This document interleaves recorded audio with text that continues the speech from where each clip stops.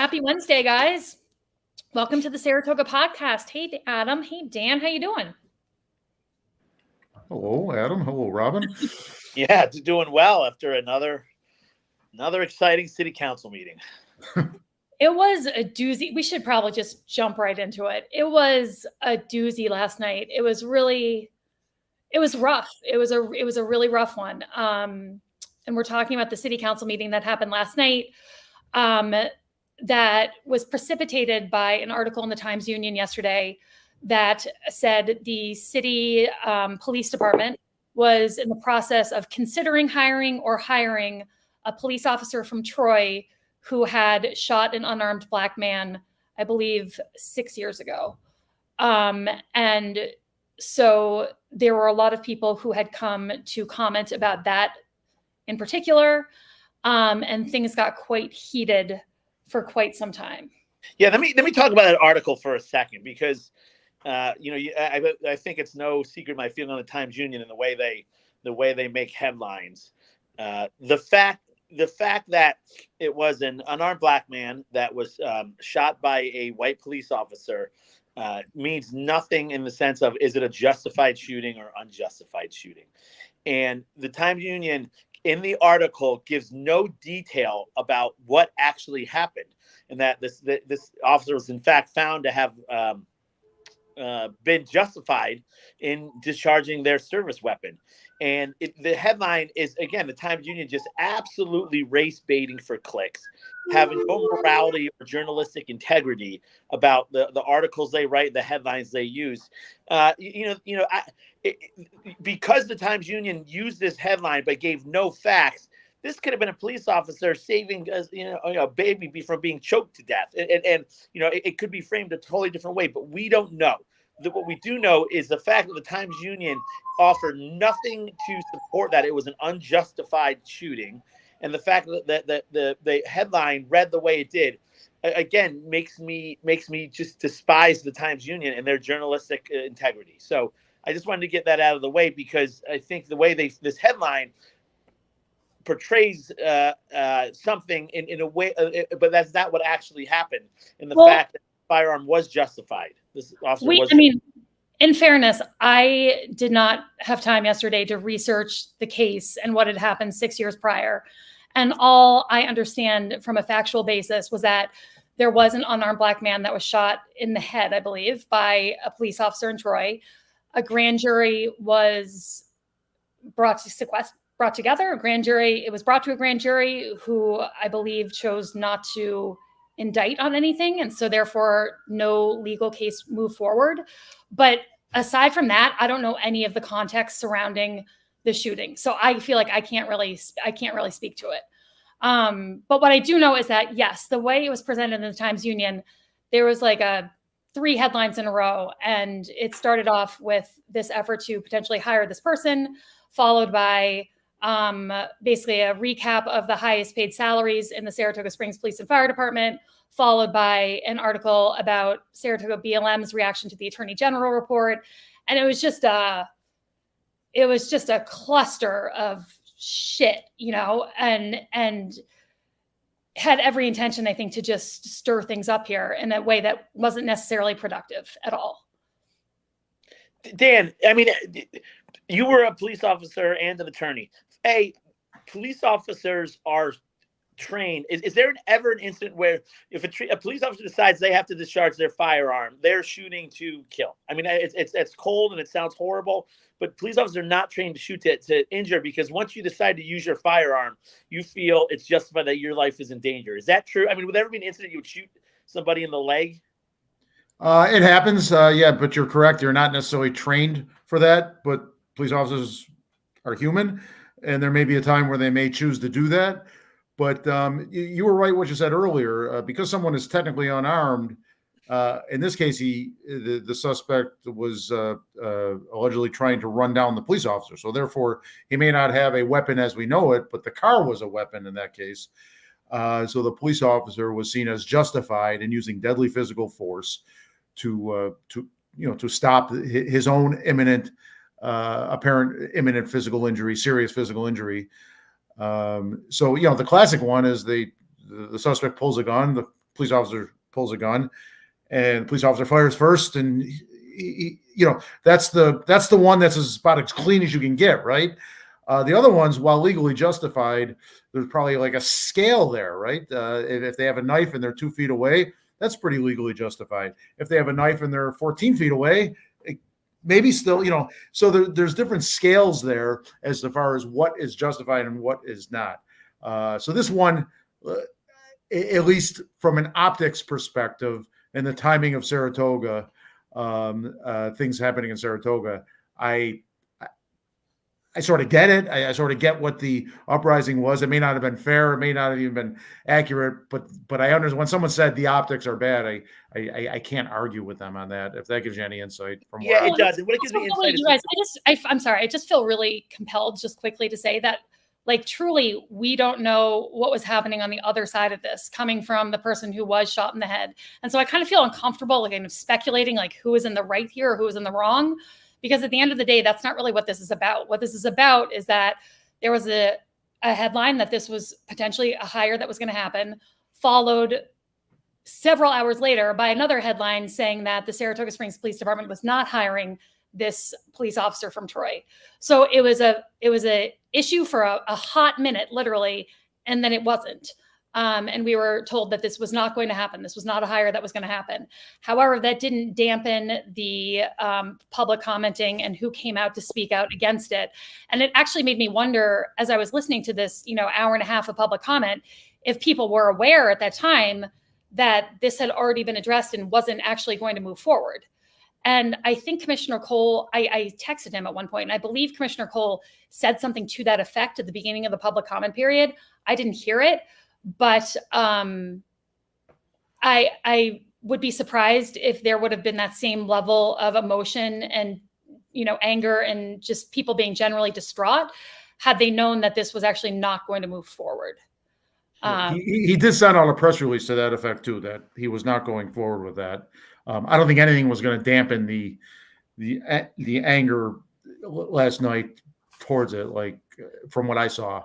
Well, you saw more of it than I did, but I don't think there was any at that point. It created the ruckus, whatever you want to call it. It created the anger, and pulling it from the agenda and announcing that they were going to do it wasn't going to stop that last night, as you saw. I think that the people who shut down, who constantly are disrupting our meetings, they're not worried about facts or what corrective actions. It's the fact that they could go and scream about this. It was all they needed, regardless of old or not gone through. But again, I just think that, like Dan said, this officer, a car can certainly be used as a deadly weapon. Right.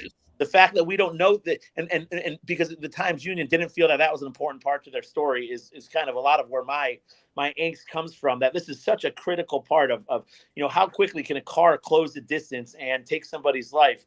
And the fact that that's not the point. It doesn't matter that the officer's life was in jeopardy and that the officer took appropriate action. It was the race baiting, clicking headline of white officer shoots unarmed black man, which the unarmed part, again, I would say a car's a weapon. I agree, but we also don't know if it was, I still don't know. Was it justified? I don't know. Like, I still don't know. So I'm just saying I feel like there's a lot of mixed issues here. Like, on one hand, I completely agree that the Times Union intentionally spins stories, with one very specific political slant. Right. And it is really infuriating. And I think they intentionally do not articulate the full picture intentionally. I think it's a very by the way, if this went to a grand jury, did you ever hear the saying a grand jury would indict a ham sandwich if they had the evidence? I mean, grand jury, the level of evidence I don't freaking know. To advance past the grand jury is astonishingly low. And the fact that this went nowhere was what. But anyway, okay, I think we made a point on that. Yeah. Let's get some more substance of the meeting here. The other thing I just wanted to quickly mention, though, was that in the hiring process, basically you offer a police officer a job in our police department.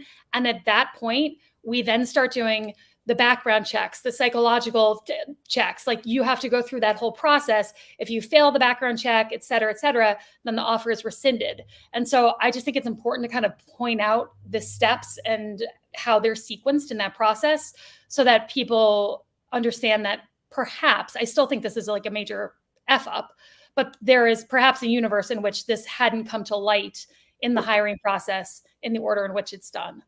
And certainly it would have eventually, and I believe would have been a barrier to completing the hire. That being said, I think this was probably the most vitriolic, angry, and loudest public comment period I've heard since maybe back in 2021. People were shouting over each other. The city council room was insanely loud. Oftentimes, the city council couldn't hear the person who was public commenting. There were multiple occasions in which the mayor had to try to stop someone because they went over their time limit of 3 minutes and was for some time unsuccessful in doing that. It was just generally incredibly chaotic and incredibly angry and volatile. In certain ways, more so. Well, you were sitting there a few years ago. I wasn't, Robin, and I watched online last night. But that was an intensity that made me so uncomfortable. I felt more so than I was a couple of years. Of course, that could be a recency bias on my part. But yes, it was intense. I didn't catch as much as you did, but what I did see was incredibly intense. And the words you use as well, vitriolic and so forth. It was uncomfortable. And again, I'm watching on a phone. So I was a distance away. I wasn't in the room. I imagine being in the room was that much worse. The other thing I think we need to mention here is that during the public comment period, in the beginning portion, one of the speakers was Pastor Earl Wallace. For those who know their city, Saratoga Springs city history and what's gone down the last couple of years, they perhaps know that name, because in July of 2020, there was a Back the Blue protest that was then met with counter protesters. And there were several hours of basically fighting between the protesters and the counter protesters. In those exchanges, Els Figueroa, who's the leader of Saratoga Black Lives Matter, approached another Black man, Pastor Earl Wallace, and called him every nasty, ugly name you could call someone. It was a tirade of hate speech was unleashed by Els upon this pastor. And what was Els' motivation for this? I have no idea what motivates that man. I believe the pastor was trying to calm the situation. I believe the pastor was there in support of the Back the Blue, and so they immediately were. Was he there as far as in support of Back the Blue, or was he there? Because my understanding was he was there to kind of be a peacemaker and not be a neutral peacemaker, not that things boil over to violence. But either way, possible. What's that? Entirely possible. But however, Els perceived him as being part of the, I think, Back the Blue group. And so there was this very ugly exchange that was captured on tape and was posted on social media and seen like around the world. Had tens of, I think, over 100,000 views. And this was I think the protest happened on a Thursday, I want to say. By that Monday, Els actually released an apology video apologizing for the words that he used. He had used the N-word. He had called Pastor Earl Wallace specifically a house N-word, amongst other hate speech. And so he came out and apologized for the words that he used the following Monday. Flash forward to 2024. Pastor Earl Wallace shows up last night at the city council meeting and basically was making the point that he had listened to previous city council meetings and he had heard the leader of Saratoga Black Lives Matter reference the millions and millions of dollars he would be getting from the city, having suffered,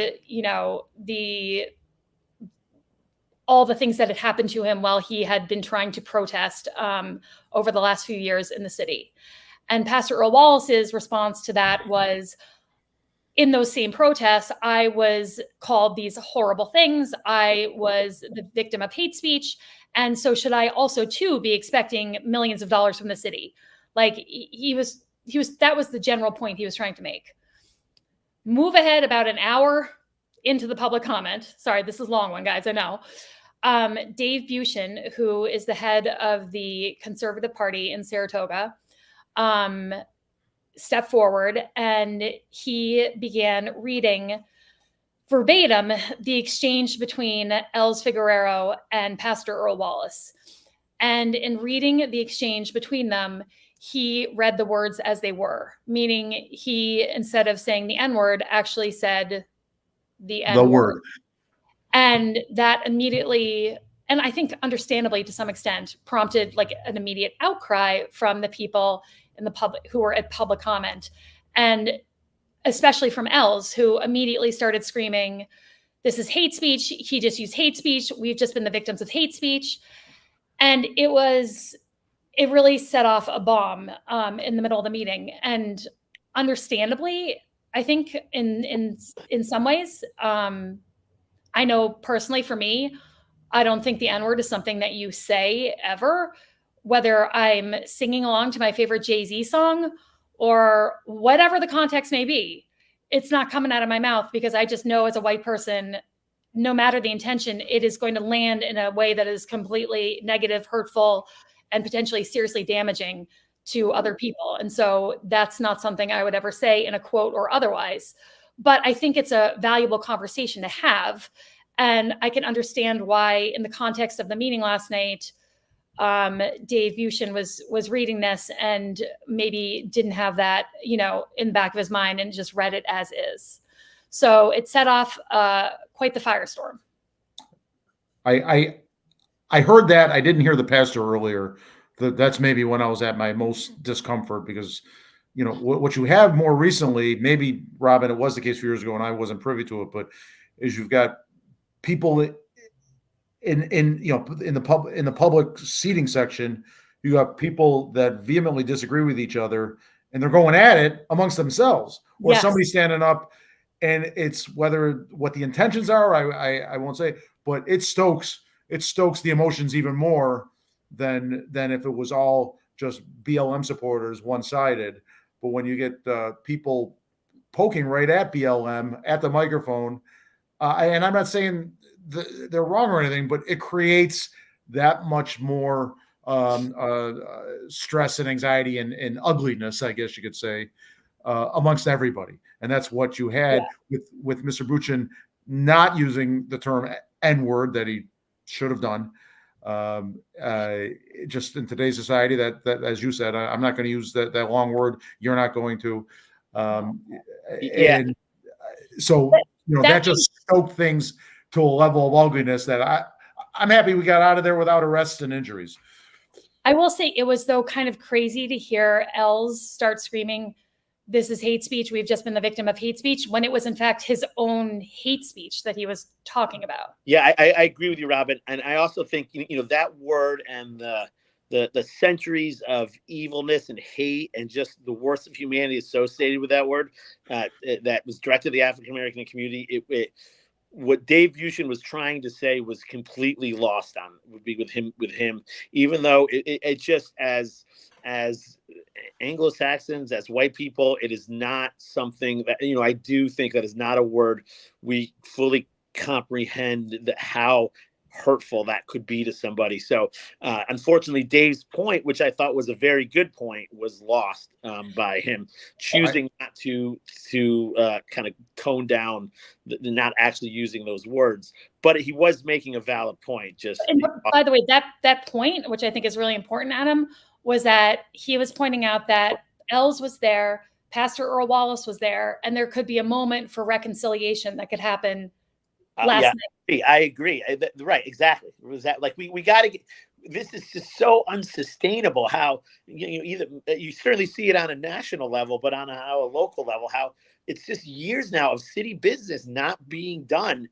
I know there's a lot to talk about as far as our sidewalks and our parking and our short-term rentals, but we're not getting it done because of this hate and because of a certain group that is just filibustering our meetings. Well, because that was extended, right? That was extended to an hour. It was only supposed to be 30 minutes, but they extended it, probably wisely so. But it seemed like everyone was, more often than not, sort of following the rules, more so than maybe a year or two ago. Yes. So this, I think, actually was a mistake on behalf of Mayor Safford. They tried to adjust the rules for public comment last night. And initially, when they started the meeting, said we were only going to do 30 minutes of public comment and 10 people were going to be able to speak. And that immediately was countered by Commissioner Songvi, who said, I don't think this is a good idea.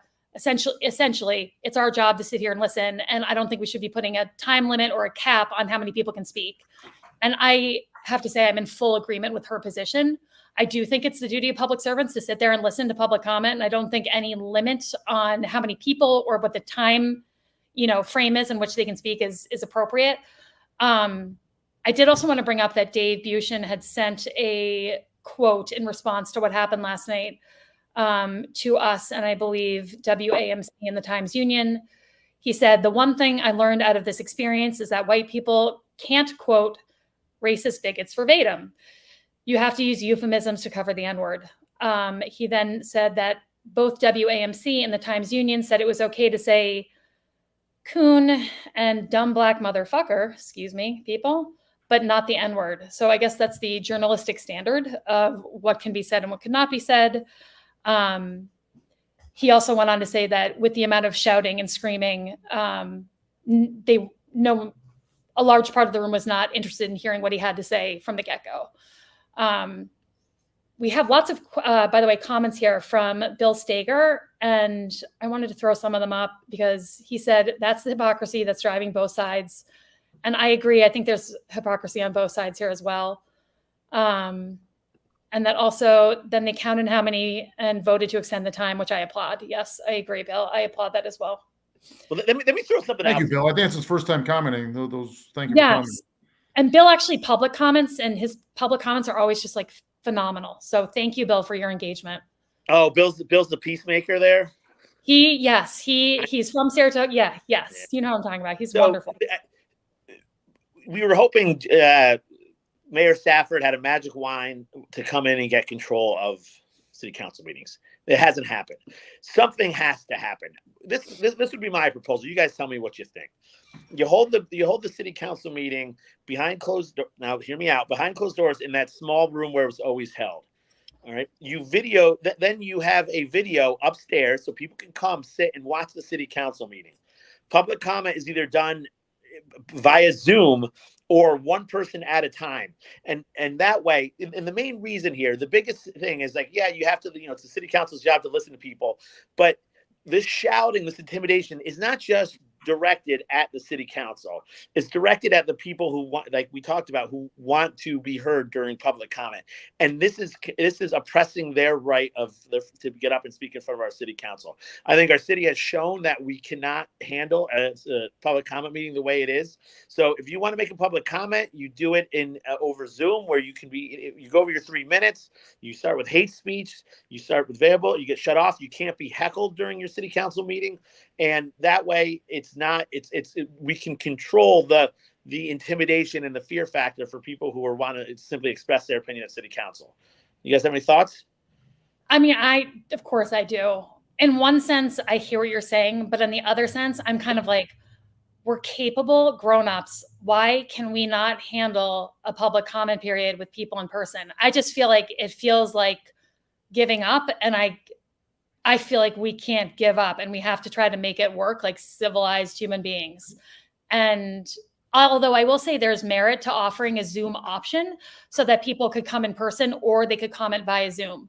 So if someone wasn't comfortable coming in, they could still have the option of public commenting on Zoom. So maybe both, like a combo would be. Yeah, or simply physically unable to come in, right? They might be out of state. They might.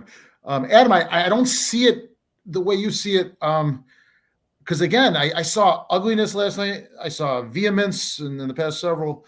But I did see a system that, with some blips, still largely worked. And I saw the mayor, sometimes he was not, people didn't completely and immediately stop when he said time to stop. But they largely did, more so than a year ago with Mayor Kim, where it was just complete chaos. Commissioner Cole mentioned it a week ago. It was like, hey, people turned their back on me when I gave my presentation. They have that right. And so, yeah, it's ugly, it's vehement, it's a lot of things that are difficult, but I don't know if it's I don't know if it's I will say, dysfunctional. Not to contradict myself, but I will say the one thing I think we couldn't really get a sense of at home listening to this was how chaotic it actually was in that room last night. I think there were so many people yelling at each other in the background, so many people trying to yell over the speaker, and we don't necessarily pick up on that audio at home. And so my read from people who were there was that it was really like a torturous and unsustainable experience to be in that room while it was all going on. Yeah, and then I wanted to work for everybody, and I understand it worked for kind of the city council and kind of the people who wanted to go and yell and scream over people. It kind of worked for them. It didn't work for the people who do not feel comfortable getting up. They do not feel comfortable going to city council meetings. They don't feel comfortable having their voice heard. So those are the people. I understand it kind of worked, but it didn't work for those people. Fair enough. I guess my point is they got through their agenda. The city's business did get done, maybe in an imperfect way. But they've got through their entire agenda. But speaking of turning your backs on people, guys, I have to say, like, my advice to Commissioner Moran, not that he's looking to me for any kind of advice, John Kaufman, who writes the Saratoga Springs Politics blog, came up and was giving a public comment that was critical of Commissioner Moran.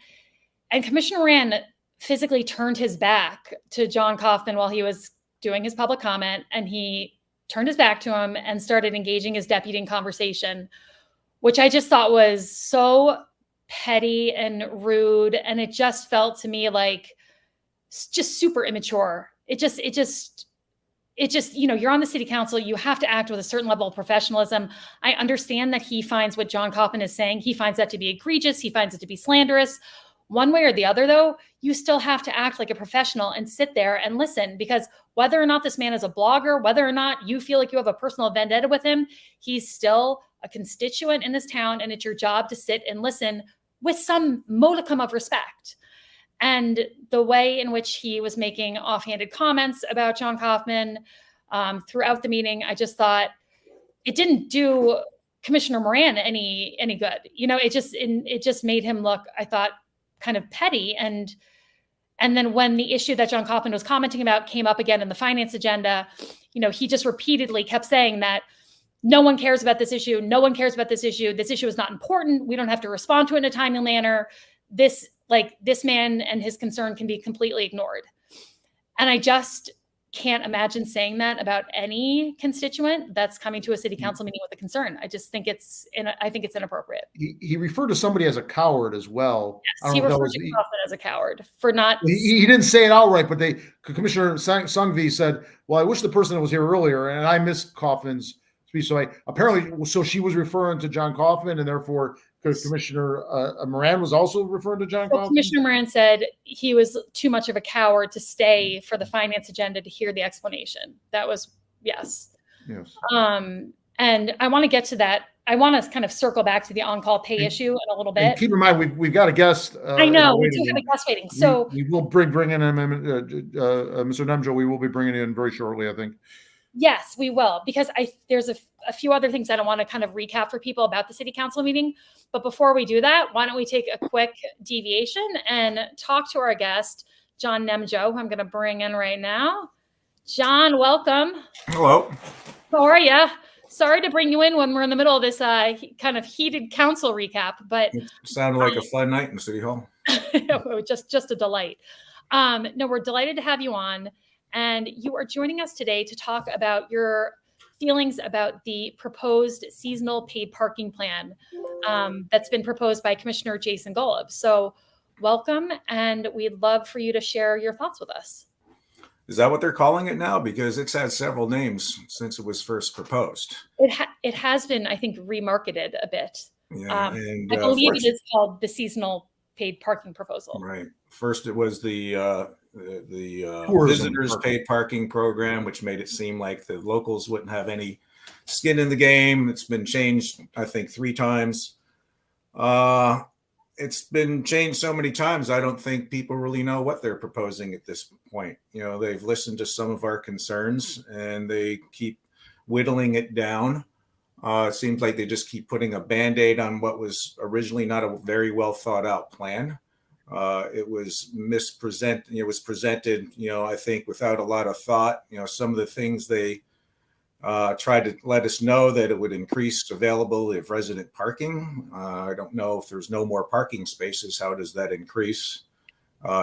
Ease the access of parking for visitors. Well, I think it's going to disrupt the excessive parking is going to make it much more confusing, which is going to mean more congestion and more traffic downtown. They seem to have thought that, hey, the visitors will just go into the paid parking lots now and we'll have all the side streets for our own use.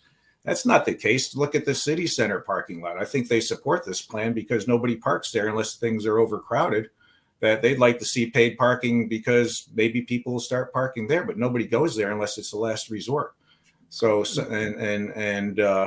say that the revenue, they're going to generate more revenue to increase the cost of maintaining parking structures has been watered down so much that I don't know if that revenue they're going to generate is actually going to pay for the plan they're trying to implement and all the extra administrative costs that are going to come with this.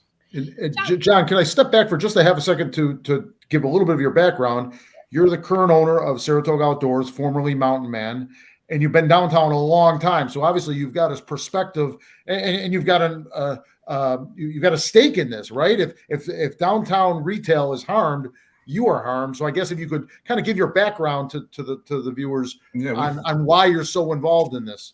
Well, we've already been harmed. I'll get to that in a minute, but I'm not only the current owner, I'm the founder of the business 31 years ago. So it's, I started the business up in Old Forge, New York as Mountain Man Outdoor Supply Company. And it was a very small operation. I think I had $6,000 to start my business with. And somehow it worked. We had, at one time, we had 6 separate stores. We had a store out on Fish Creek where we sold canoes and kayaks, but I've whittled things down to this one store on Broadway now. And when we sold the business in Old Forge, we had to change the name because I sold that goodwill to the new owners up there and I wish them lots of success. Carry on the legacy that, we were the largest canoe and kayak dealer in the Northeast for about 30 years.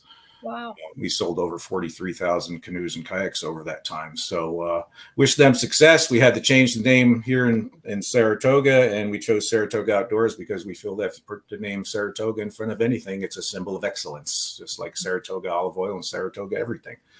So, I think we have a personal stake in this, like all businesses on Broadway. It wasn't too long ago that the city sold the parking lot next between the Colomer and the Algonquin building, which used to be free public parking. And we've seen our sales drastically decreased since that sale happened and since they started charging for parking and then now towing vehicles away. We've had customers come in and says, I can't park here anymore. That was an asset to our end of Broadway. We lost the other part. That was the last public parking on Broadway. We lost the other one down there, I think, where the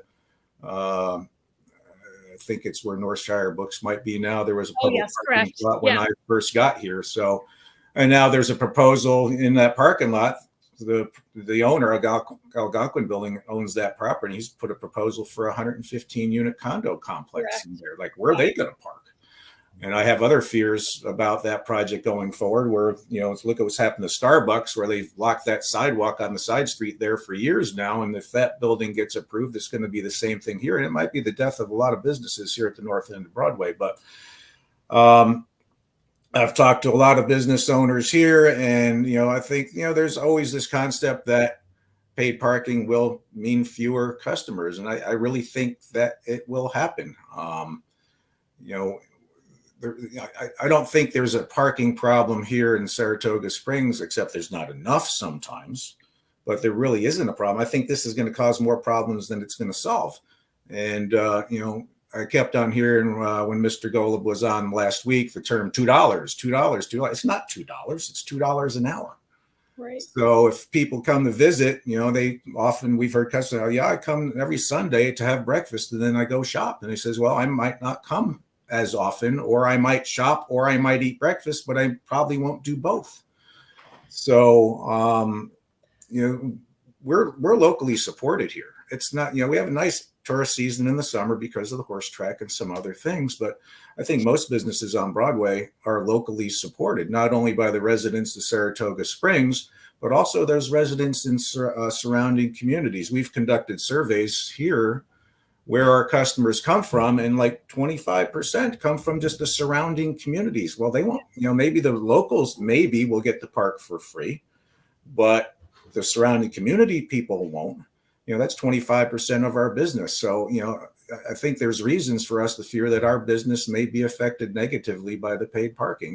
They seem to think that, all the tourists are going to immediately go into that paid parking lot, and the streets will be open for all the residents and They may just keep employees. driving to Wilton. Sorry, I just said, or they may just keep driving to Wilton. Or they may be, well, there's a lot of pressure on business these days, especially retail with online shopping. I mean, we're all being affected by that. And there's other places there where they can go to. And it's not only the retail businesses. You have professional businesses here in town, dentists and investors and insurance companies.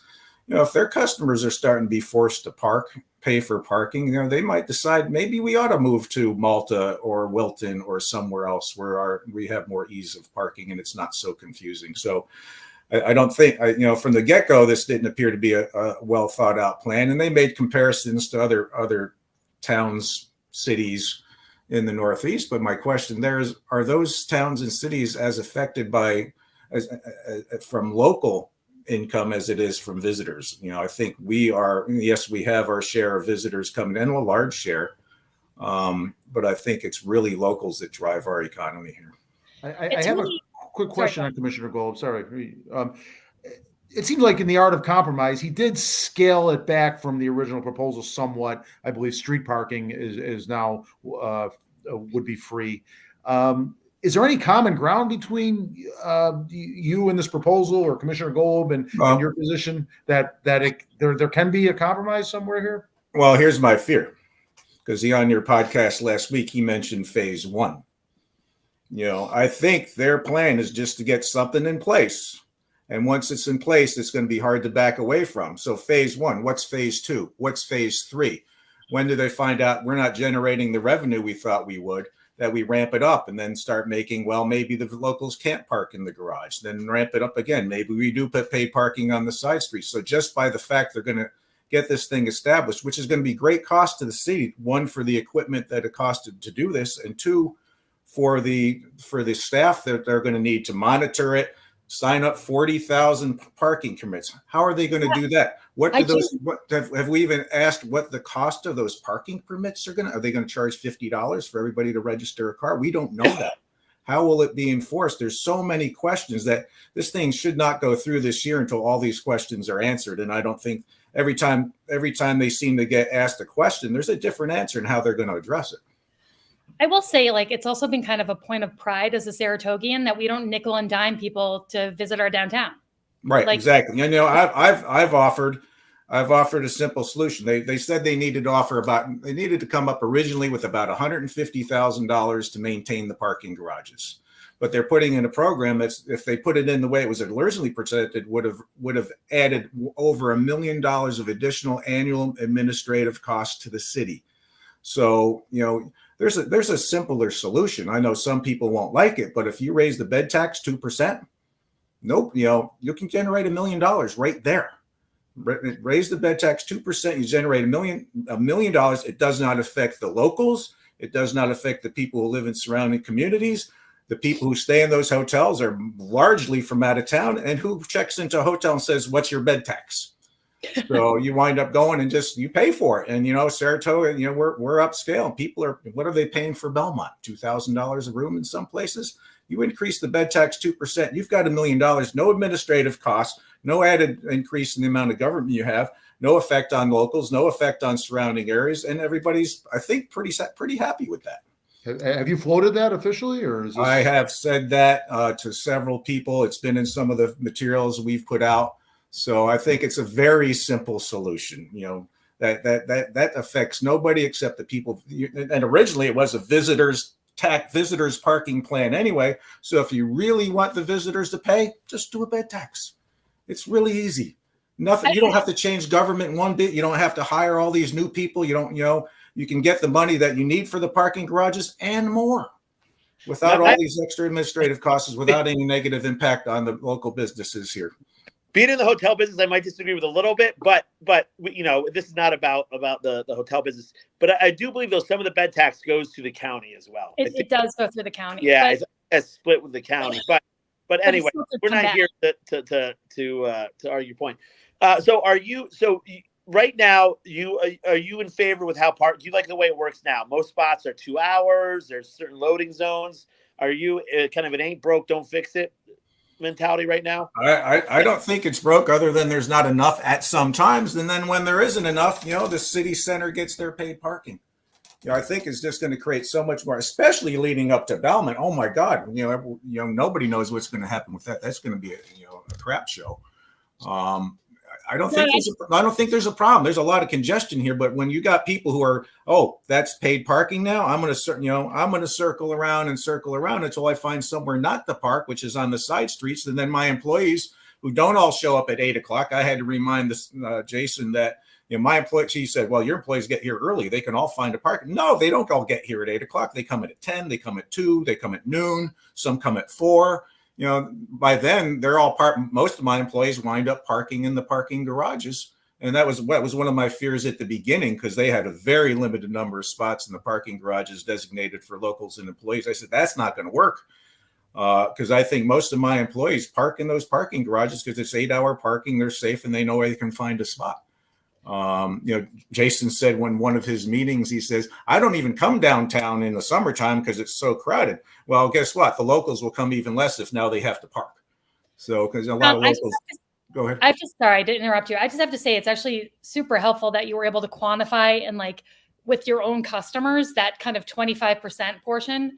That right. Is, that's just so helpful, because I think we've been hearing from some retailers, and it's very much anecdotal. So you're kind of being able to quantify your customer base, where they're coming from, and really specify the potential financial impact it could have on you, I think is really helpful in this conversation. My hope, and this is probably wildly naive, because I've had the same thought that you've had in terms of, is this just the beginning of a larger plan? Is this a slippery slope where we've introduced it and kind of opened the floodgates, and what I might find palatable this summer, next summer, whatever's introduced, I'm not going to find palatable. And it's got a death by 1,000 cuts, and then we get, where's the breaking point where the whole, here's another point. I just want to finish that thought really quickly. At the same token, though, I do feel that Commissioner Golub has been very receptive to the kind of onslaught of negative feedback he got. And my hope is that if we try this summer and it is indeed a disaster, it does not, work out the way it's supposed to, it does not bring in the revenue it's supposed to, and creates more problems than solutions. My hope is that it would be discontinued. Well, you can hope that. I'm trying to find out how much they got invested in just the equipment they're going to buy. That was in the. Yeah, that's one of the issues. Is you're going to have these sunk costs associated with this. Where the logistical costs. I mean, I don't know. I do not understand how we could do this summer and have all of us get resident parking passes. Just that process seems. Yeah. There's 1.4 million of additional 1.4 million of additional expenses that they admitted this would cost them to implement this plan. And I don't even know if that included the cost of the equipment to start with.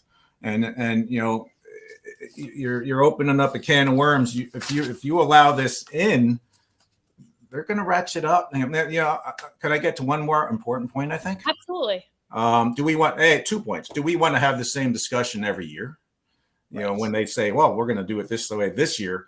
And the other thing is, personally, I feel that the structure of our city council is a bit wrong, because the city commissioners who come up with these plans are also the people who vote on it. Right. When are we going to have independent city council people from the community who there seems to be no checks and balances here sometimes. They get this plan and I'm not accusing anybody of this, but maybe some ego is involved.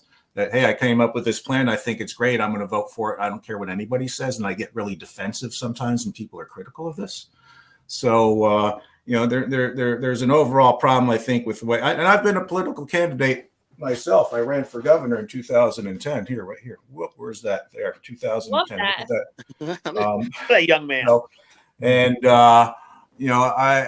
I'm very familiar with politics. I've been a lobbyist in Washington, D.C. I ran for city council president in Jacksonville, Florida in 91 and still have the most write-in votes anybody's ever gotten there. I think we need to take a long look at that in the long term. But,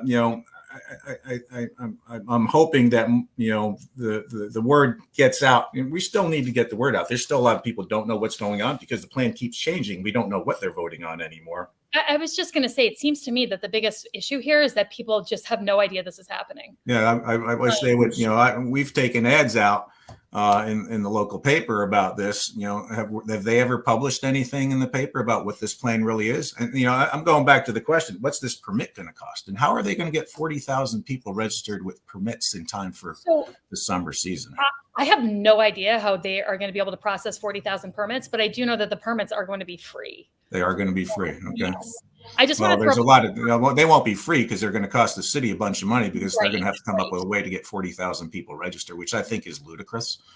And how are they going to enforce that? Are everybody going to go around, look for permits, and they're going to have people walking through the parking lots? So so basically your license plate will act as your permit. And so they'll have license plate scanners to scan license plates. They got to scan every plate in the garage every day, 3 times a day. That's costly. So I think the fact that this, there may be actually a net loss here, and because I think they've watered it down so much to try to appease the concerns they've been having, that they will actually generate more cost than revenue, and there may be a loss. Our sales tax also helps pay for those garages already, and a lot of other things. I think my business, what's the local sales tax here? 4%. My business has generated, in 16 years here, I'm sure well over $1 million in sales tax.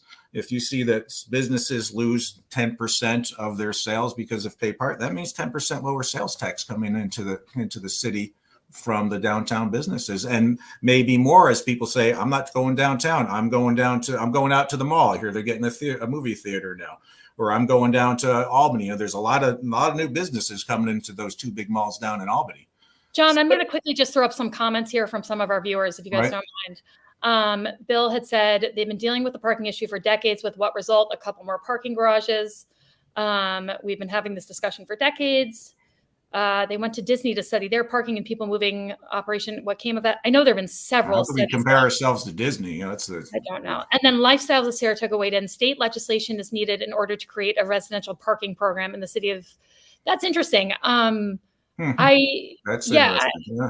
is interesting. Thank you, Lifestyles. What about something? It's as simple as, all right, all of our parking garages are going to act like the city center, just paid parking in city garages. Well, they would have to. Well, but where do my employees? Where do my employees park? Where do our customers? Where do the locals park? They're going to have to pay for park because they use this.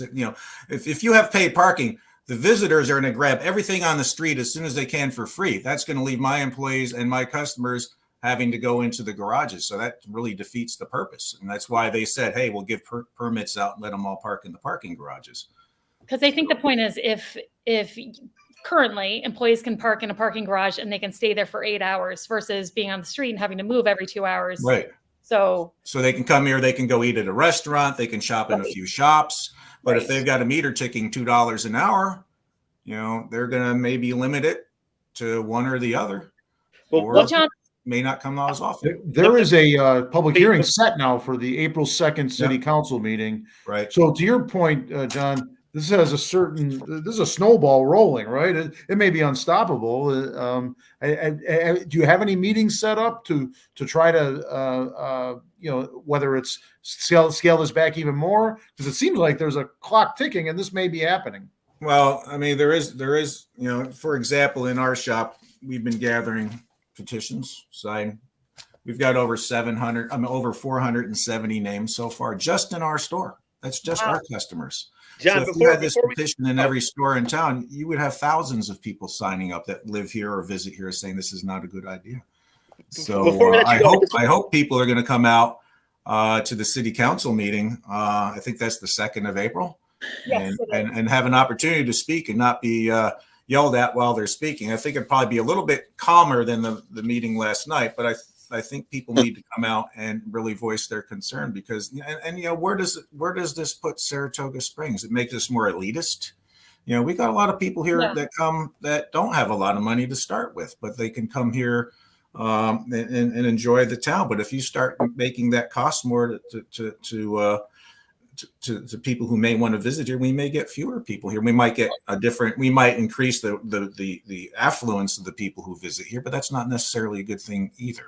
Well, John, I just want to thank you for coming on today. We really appreciate you joining us and articulating your opposition to this, and hopefully educating some people one way or the other to come out at this April 2nd hearing and express their opinion.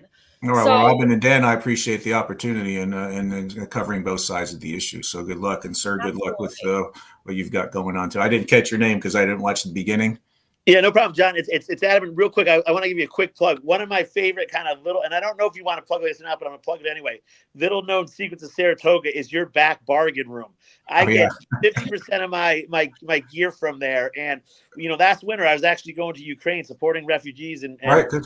there was no winter. And I would go back to that little room. I would stock up on stuff, and I got a nice, beautiful Osprey backpack, filled it up, and gave it as a gift bag. So some of your stuff right now is on the front line of Ukraine. So anyway, I love that room. The deals are great, and so thank you. Thank you. Do you know Jason Thomas? Yeah, I do. Yeah. So he went to Ukraine, I think, last year. Yeah, he went to Kyiv with me. He was there. Oh, nice. Yeah, So thank you for doing that, and thanks for the plug. We got a good thing going here, and it's a pleasure. I feel it's an honor to be part of the business community here in Saratoga Springs. To me, this is the best city in upstate New York, and very lucky to have landed. I've moved around quite a bit. Personal life changes and everything, but I moved here 3 years ago, and I'm so happy to be part of this community. So, thank you for all of your contributions. I know I can't express my appreciation enough for Saratogians who are engaged in the way you're engaged. So thank you very much. You as well. So thank you very much. Thank you so much. All right. See you again. Bye-bye. All right. All right, boys. We're going a little long today. I know there was a ton of other stuff we wanted to talk about. Yeah, one thing. Do you want to get into one or two other issues before we wrap up? Real quick, Dave Bushin. I don't have much on my agenda, so feel free, Adam, if you got something. Yeah, I was going to say, Dave Bushin chimed in the comments that Al's actually never apologized for his tirade against the good pastor. So we'll have to dig deeper into that. I mean, he definitely posted some kind of a video, and perhaps it wasn't apologizing to the pastor, but it was more like a, PR spun. I regret the words that I used, something like that. I don't quite remember. One thing I just wanted to quickly bring up was that came out this morning in the Times-Union that Marilyn Rivers, who was the former director of risk and safety, had brought a lawsuit against the city of Saratoga Springs. And it appears that the city will be settling that lawsuit and that they're negotiating a $100,000 settlement with Marilyn Rivers. In this article, there was a somewhat, in my opinion, comical quote from former Mayor Ron Kim, where he says, he disputes that there are any merits to her claims, and then says, your boss can be an asshole, but that does not mean your boss is a racist, ageist, or sexist asshole. So I guess Ron Kim is really in touch with himself and the fact that he's kind of an asshole. Robin, do you have any desire to go to Mayor Stafford? Because when Ron Kim was mayor, every meeting it seemed like he would bring up the legal bill the city was obligated to pay for your defense against the trial, but he would go through every penny that he thought I know, and make up numbers, I might add, just totally make up numbers. Yeah, you want? I would say nobody wants Mayor Stafford to bring this $100,000 up, and that this will cost the taxpayers. I guess Ron and I agree on something though, and that's that he's an asshole.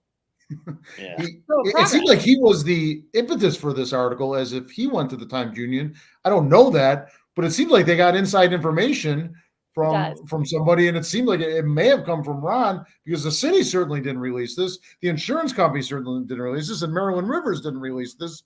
So it sure seemed like the TU got the information from somebody on the inside. I don't know that it was Ron Kim, but the way you read the article, it seemed to lean that way. Yeah.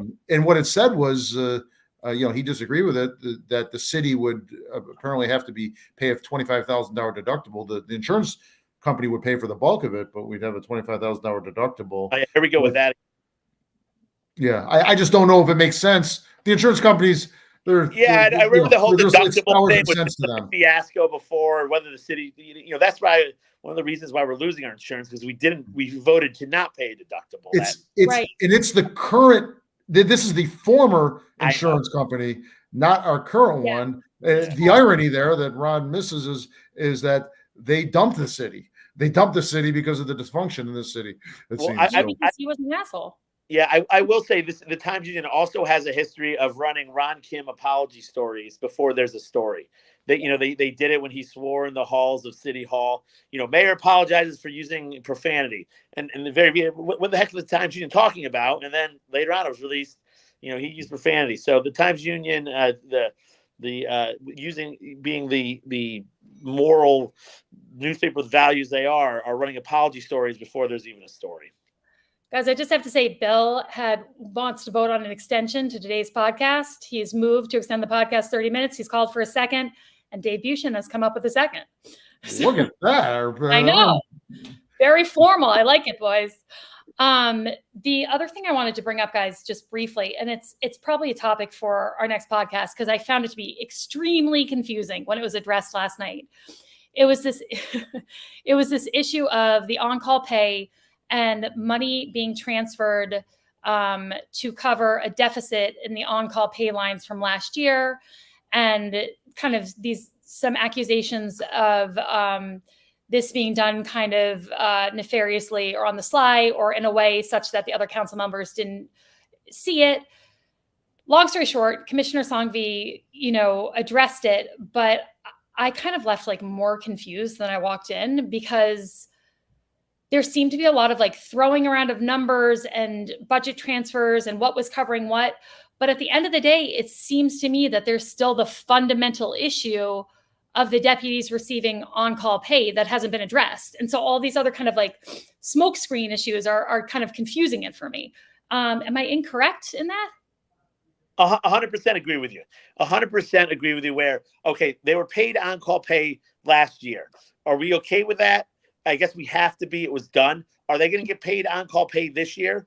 Is this still a thing? And that's it. And I agree with you. The way Manita started talking about 12 cents and how they have to do a budget transfer for that, and that's just just can't. What the heck are you talking about? Is on-call pay? I agree with you. I could not follow what the heck they were talking about. I couldn't either. And basically, what I kind of came down to was on-call pay isn't an issue right now because the budget line isn't funded for 2024, but we've just walked through an example of the deficit in funding for 2023 and how that could be corrected by moving money from risk and safety and other areas into that line. So it doesn't really matter to me that it's not funded right now because it could clearly be funded through budget transfers in the upcoming months. Yeah. Right? And yes, but there's also the underlying issue. What was voted in for on-call pay and what was implemented? There are some alleging that those were two different things and something happened along the way that it was implemented. People were getting on-call pay that it wasn't designed for doing functions that were not on call. So there's still that issue hanging out there, if that makes any sense. Yeah, it does. It does. And Robin's point of, hey guys, there's no money for on-call, so we're going to transfer money in right now to pay for what we spent before. But don't worry, there's still no money for on-call, so it won't be a thing. Wait a second. Yeah, circular argument. I was confused, and I would welcome any clarification on this issue. I will also say that in my professional life, if I hear myself use the word assume, I know I have kind of screwed up. And there was a lot of assumptions being made by Commissioner Songvi last night when she was kind of trying to dissect this for us. And so it didn't bring me a whole ton of confidence that we have it right just now. Also, the labor attorney and our city attorney have issued an opinion on this on-call pay situation, saying that it's not legally compliant, basically. And that issue still seems to be just floating out there. And they acknowledged that this opinion, Commissioner Songvi acknowledged that this opinion had been made by city attorneys, but that didn't really have any factor in how this resolution was. Opinion, it's not a procedure. Policy. Correct. Well, why seek a legal opinion if you're not going to implement it in procedure and policy? But exactly. That aside, there wasn't too much else of note last night in the meeting. I'm trying to think. There was some Commissioner Songvi, had talked about the mortgage tax going down precipitously. And that was a little bit of a concern, but I don't have the financial head that say you have, Adam. So I don't really fully know, what the ramifications of that mean for the budget. Well, I don't I don't know the exact number offhand, but it's a small percentage of what our budget is. So I don't think it's going to be a great hit to our budget. I think the more important conversation about the mortgage tax is that, all right, why is the mortgage tax down? Is it because home sales are softening and our property values decreasing, or is it because of lack of inventory? And this had come up before. We had a mortgage broker on, and I had asked her this, and she said it was very complicated. But essentially, I believe that the gist of it is not a lot of mortgage tax is a tax you pay when you take out a mortgage for a home. So if you refinance or finance for a home for the new time, you pay a tax to the city on top of that. That tax is significantly down, but significantly down from the COVID years when property from Saratoga was going berserk. And I think the general feeling is that there's not a lot of new homes being bought or sold in Saratoga because there's no inventory. There's no inventory. And interest rates are so high, people aren't refinancing. Commissioner. Yes, exactly. Exactly. So that too. So it's not we should have seen this coming. It's supply. Right. Yeah. It's like you said that there were a lot of sales at the beginning and halfway through COVID, but once the interest rates went up, the housing stock dried up. It was a foregone conclusion that the mortgage tax were going to go down. I think, and we're not the only community dealing with this. It's probably nationwide.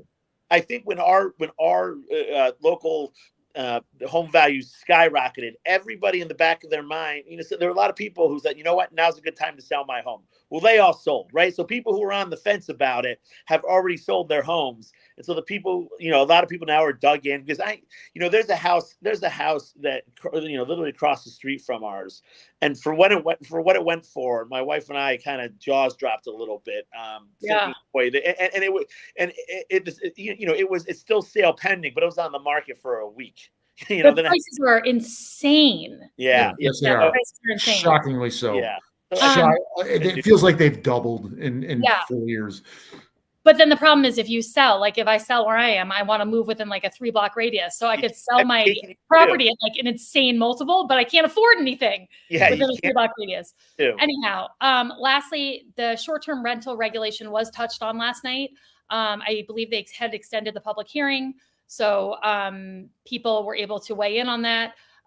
Commissioner Moran didn't give too much of an update, save to say that, again, reiterating that this is legislation that New York State is going to be bringing as well. And so we're kind of staying ahead of the curve, and we'll be like prepared for it by implementing it locally prior to the state doing it. I do think, again, I don't know why I think Commissioner Moran is listening to this or wanting any advice. I do think like a really easy win for him in this situation would be to adjust that $1,000 fee. I think that would just take the temperature down a little bit in a really easy way. And I don't think anyone has been able to make the case to me that $1,000 registration fee to rent your property in the short term is like, it's bananas. It's an outrageous number. And so I just feel like that should just go right off the bat. And that alone would give people a little bit of calm in this situation. I concur, but I am concerned about this proposal that it was done in a willy-nilly way that's going to lead to problems and litigation. This city just seems to find ways to attract litigation, and we don't need that. I agree, there should be registration and some fees involved, but you're right, he overreached on those. What also concerned me is at one point he said, I read a few cases on it. Have we not researched this through our attorneys to know what is legal, where we're within our rights as a city and so forth? That did not give me confidence. I am very concerned that this is being done in the wrong way.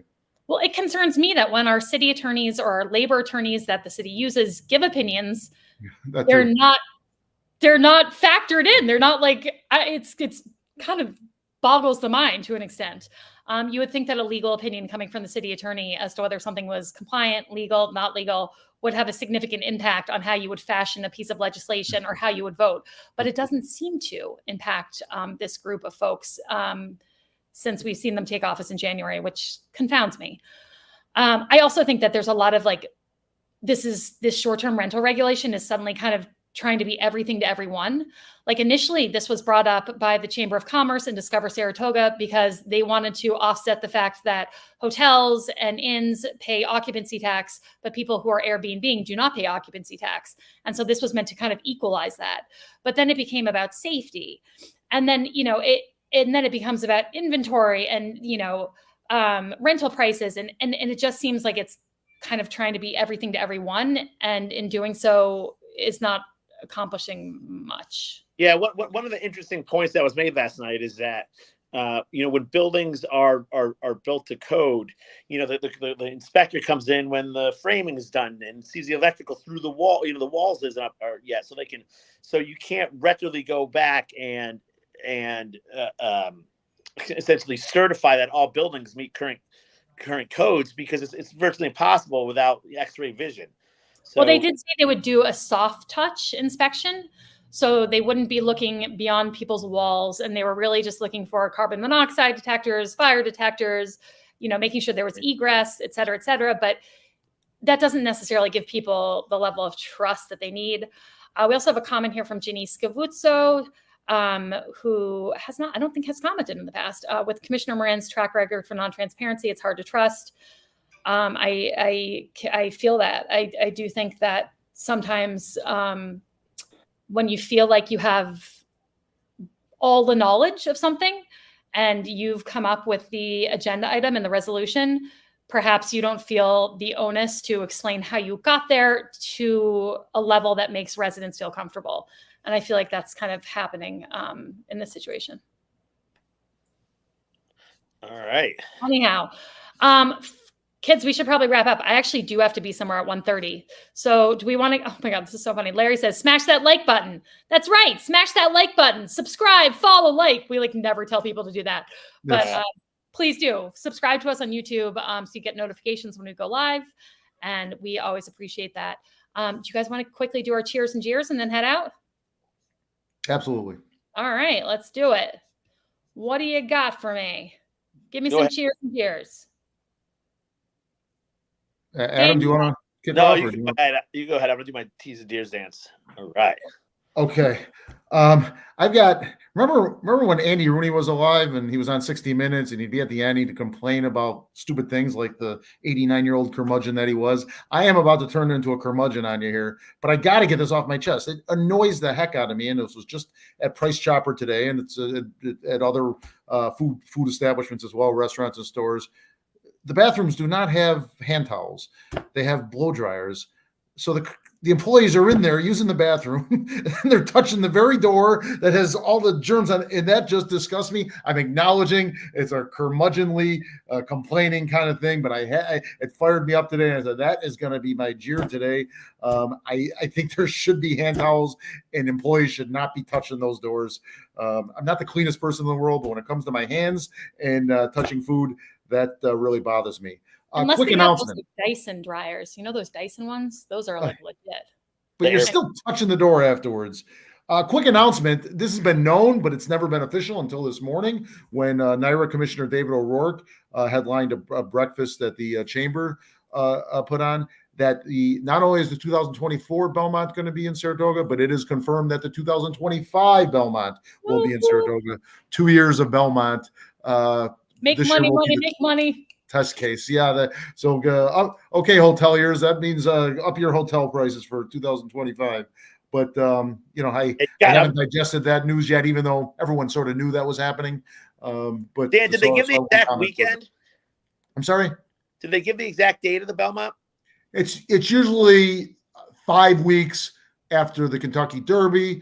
The Kentucky Derby is the first Saturday in May. So you could probably guess it's probably the first Saturday in June.